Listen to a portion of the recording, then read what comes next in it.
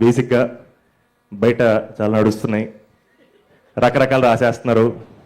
ఈసారి సంక్రాంతి రావడం మీరే సంక్రాంతి కేరళకి తీసుకెళ్ళిపోతున్నారని రకరకాలు రాస్తున్నారు.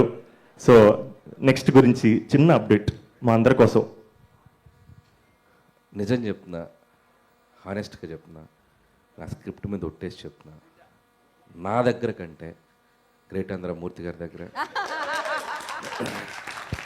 నిశాంత్ గారి దగ్గర, అన్వర్ గారి దగ్గర, రాజేష్ దగ్గర, ఇలా చాలామంది ట్విట్టర్ని శాసిస్తున్న మన తెలుగు రిపోర్టర్స్, జర్నలిస్ట్ దగ్గర, ఇంకా వెబ్సైట్స్ హ్యాండిల్స్ దగ్గర, ఇన్ఫ్యాక్ట్ కథ కూడా ఉంది వాళ్ళ దగ్గర.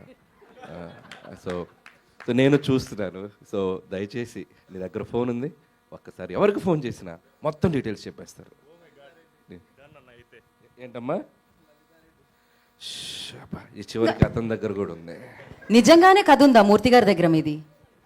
థ్యాంక్ యూ సో మచ్ అన్న. Thank you being such a sport. సరదాగా లిటిల్ బిట్ బేసిక్గా బ్యాక్గ్రౌండ్ ఇవ్వాలంటే, నేను ప్రపంచం మొత్తంలో భయపడేది మా స్వప్నకి మాత్రమే. నేను మా మమ్మీకి కూడా భయపడను. సో బేసిక్గా ఏంటంటే, నన్ను తిట్టే సర్వ హక్కులు, పేటెంట్ రైట్స్ మా అక్క మాత్రమే. నార్మల్గా అయితే మా అక్క తిట్టినప్పుడు మా నందిని గారని కదా దాక్కునేవాడిని. సో బలం కోసం ఇద్దరిని పిలిచాను, అక్క తిడితే మీరు కూడా ఉంటారని.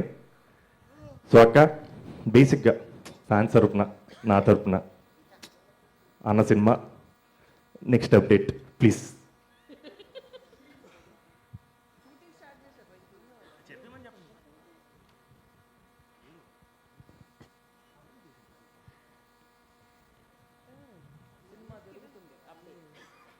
సినిమా జరుగుతుంది. అది ఏ సినిమానో, ఏ షూటింగ్కి వెళ్ళారో ప్రభాస్ గారే చెప్తారు, లేదా విక్కీ చెప్తాడు.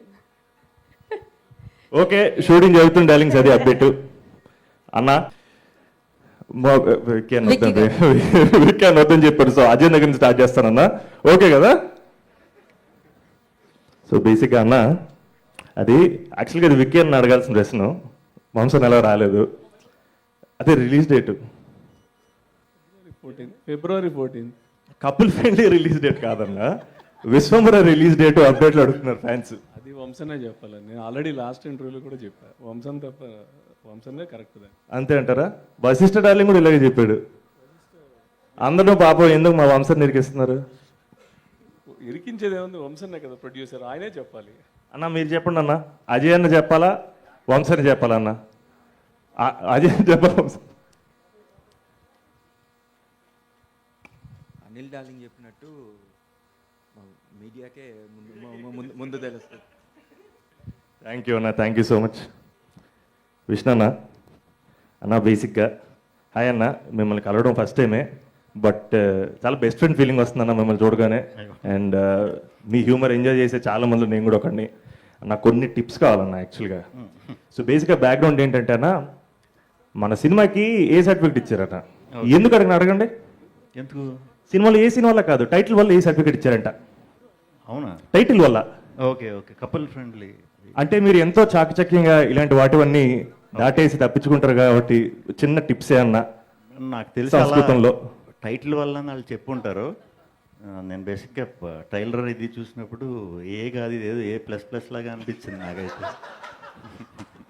అస్సలు కాదన్న, దానికి ఇవ్వలేదు వాళ్ళు పాపం. అవును, దానికి ఇవ్వలేదా? అలా చెప్తారు, మనం అర్థం అలా చేసుకోవాలి. ఫీల్ అవ్వాలంటారా? Okay done.